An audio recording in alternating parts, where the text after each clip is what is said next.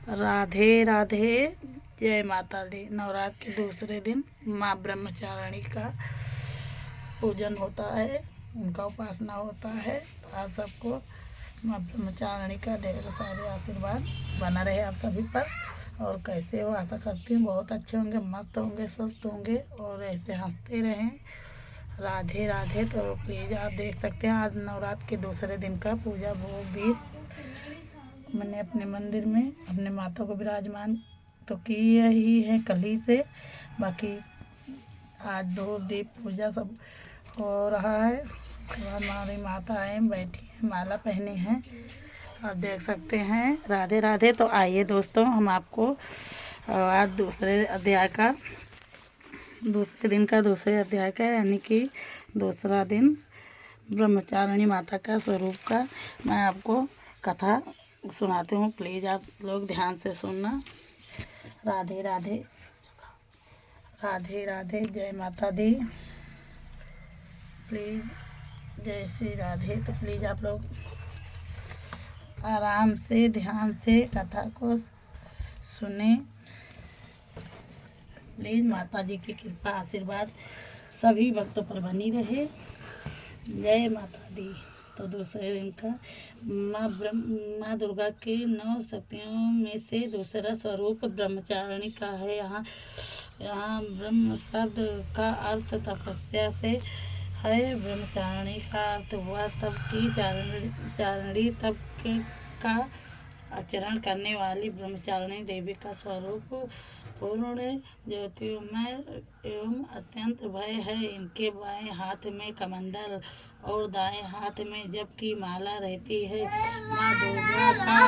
माँ दुर्गा का यह दूसरा स्वरूप भक्तों और सिद्धों को अनंत फल प्रदान करने वाला है। इनकी उपासना से मनुष्य में तप, त्याग, वैराग्य, सदाचार, संयम की वृद्धि होती है। दुर्गा पूजा के दूसरे दिन इन्हीं की उपासना की जाती है। इन दिन साधक का मन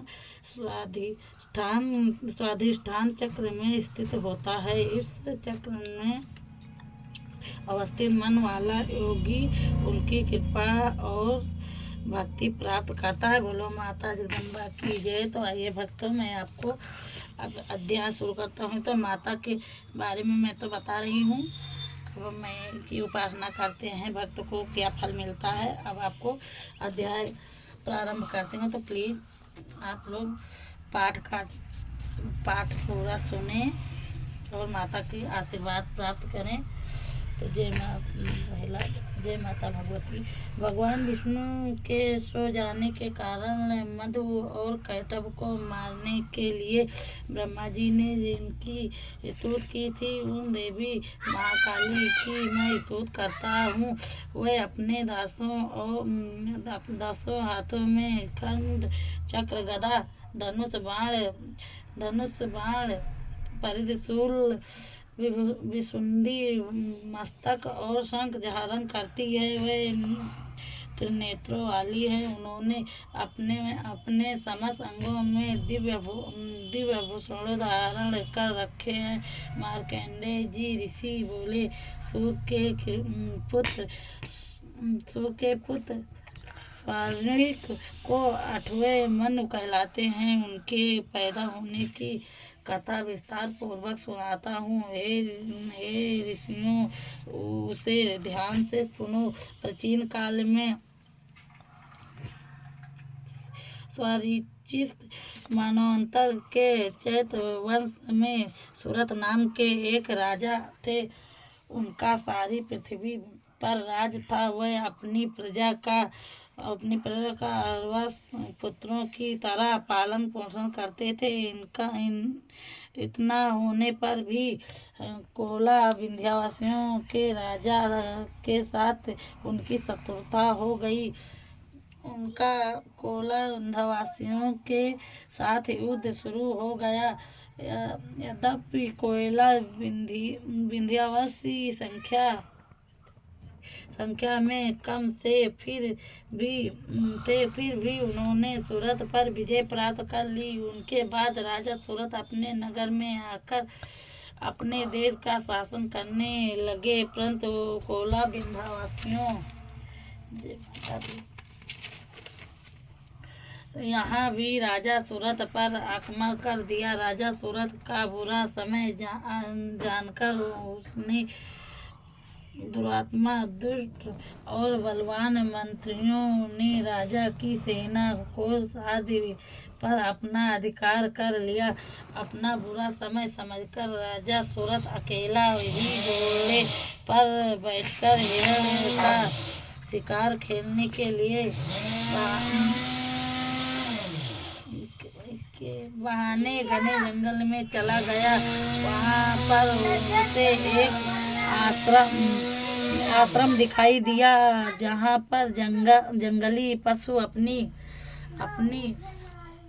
पारंपरिक हिंसावृत्ति को छोड़कर शांतिपूर्वक विचरण कर रहे थे। वह आश्रम मेघा मुनि का था। आश्रम में पहुंचकर राजा सूरत ने अपने आसन पर विराजमान महर्षि मेघा को दंडवत प्रणाम किया। मुनि द्वारा उचित सत्कार पाने के कारण राजा सूरत कुछ काल तक वहाँ इधर उधर विचरण करता हुआ आश्रम में रहने लगा। कुछ काल तक आश्रम में रहने के बाद राजा सूरत के मन को राज की ममता ने आकृष्ट कर लिया। वह सोचने लगा कि जिस प्रजा पालन मैंने पुत्रवत किया था तथा मेरे पूर्वजन जिसे पूर्व काल से पालते आए थे, आज वह राज मुझसे छिन गया है। मेरे ही नौकर चाकर और मंत्री दुराचारी हो गए हैं। पता नहीं अब वह प्रजा का पालन धर्म पूर्वक करते होंगे या नहीं। मेरा श्रेष्ठ शूरवीर हाथी जो सदा मद की वर्षा करता रहता था, वह न जाने क्या क्या कष्ट उठा रहा होगा। मेरे आज्ञाकारी नौकर चाकर जो प्रतिदिन प्रसन्नता से धन और भोजन प्राप्त किया करते थे, अब वह दूसरे राजा के आज्ञा का पालन करते होंगे। मेरे कठिन परिश्रम से भरे पूरे कोष को वे फिजूल खर्च करके खाली कर देंगे। क्या वास्तव में मेरे द्वारा संचित खजाना सचमुच नष्ट हो जाएगा? इस प्रकार और भी बातें राजा के मन को व्यथित करने लगी। इस प्रकार सोचते सोचते एक दिन आश्रम के पास राजा सूरत की भेंट एक वैश्य से हुई। राजा ने उससे पूछा, तुम कौन हो? यहाँ किस लिए आए हो? तुम्हारा मुख मलिन और शोकग्रस्त दिखाई दे रहा है, इसका क्या कारण है? वैश्य ने उत्तर दिया, मेरा नाम समाधि है। मेरा जन्म वैश्य जात में हुआ है। धन के लोभ में पड़कर मेरे पुत्र व स्त्री ने मुझे घर से निकाल दिया है। अब मैं स्वजनों से रहित दुखी होकर इन घने वन में घूम रहा हूँ। मेरे पीछे मेरे स्वजन का क्या हाल होगा, इसकी मुझे चिंता सता रही है। पता नहीं मेरे स्वजन किस अवस्था में रह रहे होंगे। वे पवित्र जीवन बिता रहे होंगे या दुराचारी बन गए होंगे। राजा बोला, तेरे पुत्र स्त्री तथा बंधुओं ने लोभवश तेरा सब कुछ छीन लिया है, फिर भी तेरा मन उनसे क्यों प्रेम करता है? वैश्य ने उत्तर दिया, आपका कहना ठीक है, किंतु क्या करूं, मेरा मन निठुर नहीं हो पाता। उन्होंने धन के लोभ में पड़कर पिता का स्नेह, पति का प्रेम तथा आत्मीयजन के स्नेह को तिलांजलि देकर मुझे घर से निकाल दिया। हे राजन, मेरा मन पता नहीं फिर माता भगवती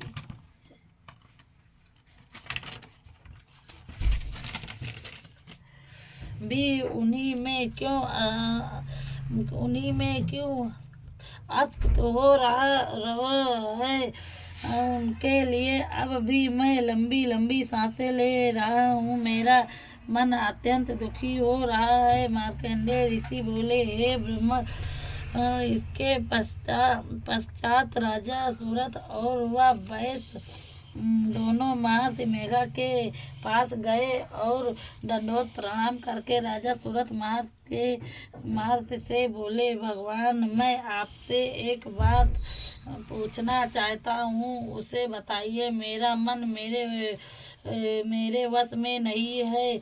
यह बात मेरे मन को आंदोलित कर रही है। मेरा राज्य मेरे हाथों से निकल गया है, फिर भी मेरी ममता राज्य के बारे में बनी हुई है। इधर इस वैश्य को भी पुत्र, स्त्री तथा संबंधियों ने अपमानित करके घर से निकाल दिया है।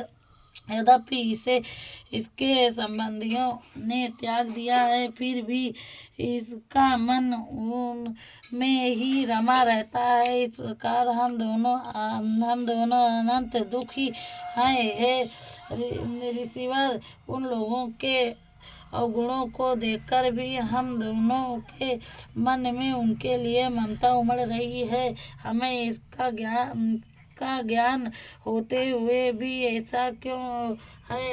अज्ञानी मनुष्यों की तरह हम दोनों में यह मूढ़ता क्यों है? मारुति मेघा बोले, विषय मार्ग का ज्ञान सब जीवों को है।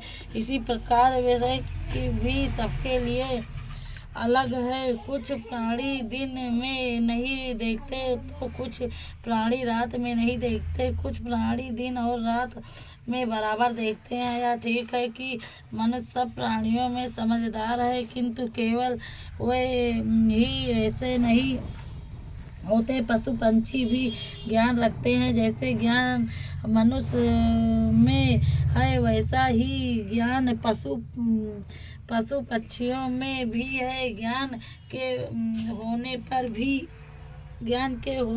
भी इन पक्षियों को देखो, ये अपने बच्चों को चोंच में दाना डाला करते हैं। भूख से पीड़ित होने पर भी ये पहले बच्चों को खिलाते हैं। वृद्ध पुरुषों क्या उन पुरुषों को नहीं देखते जो प्रत्युपकार के लोभ के कारण पुत्रों की प्राप्ति की कामना करते हैं। लोभ के वशीभूत होकर उनका पालन पोषण करते हैं। पौत्र उनका भरण पोषण न भी करे, फिर भी माता पिता तो अपने बच्चों का पालन पोषण करते ही हैं। संसार में महामाया के प्रभाव से ममता रूपी भंवर से युक्त होकर मोह के भंवर में डाल दिए गए हैं। इसमें विस्मय करने की कोई बात नहीं है, क्योंकि यह सब भगवान विष्णु की योग निद्रा है। महामाया ने सारे विश्व को मोहित कर रखा है। वही देवी योग माया ज्ञानियों के चित्र भी बलपूर्वक खींचकर मोह में डाल देते हैं। उसी महामाया के द्वारा यह चराचर संसार उत्पन्न होता है। देवी महामाया प्रसन्न होकर अपने भक्तों को वरदान देती हैं, जिससे मुक्ति प्राप्त होती है। वही मुक्ति की परम हेतु है। वही सनातनी महाज्ञान स्वरूप विद्या है। यह देवी ही सांसारिक संबंधों का कारण है तथा वही सर्वेश्वर की ईश्वरी है। राजा सूरत बोले, हे महात्मा, आप को महामाया कहते हैं, वह कौन सी देवी है? हे ब्रह्मा जी, बोलो माता भगवती की जय, माता जगदम्बा की जय, माँ शेरावाली की जय, माता रानी। तो प्लीज़ भक्तों, आप सब कथा ध्यान से सुन लिया। अब इसके बाद और आगे का कथा मैं शाम को करूँगी, क्योंकि 13 पाठ का अध्याय है। और मैं एक पार्ट 2 पार्ट जहाँ तक कर पाती हूँ वहाँ तक करती हूँ, उसके बाद मैं वहीं पर कथा बंद कर देती हूँ। जहाँ से मैंने कथा बंद करती हूँ वहीं पर से शाम का फिर चालू कर लूँगी, क्योंकि 13 अध्याय है तो 13 अध्याय 9 दिन में ख़त्म होना चाहिए। अब हम को एक दिन में पढ़ें 2 दिन में पढ़ें उससे नहीं है। तो भक्तों अब शाम को और अध्याय आगे का पाठ मैं शाम को डालूँगी, तो प्लीज़ आप लोग कथा का श्रवण करें और ज़्यादा से ज़्यादा अपना माता का आशीर्वाद प्राप्त करें। जय माता दी, जय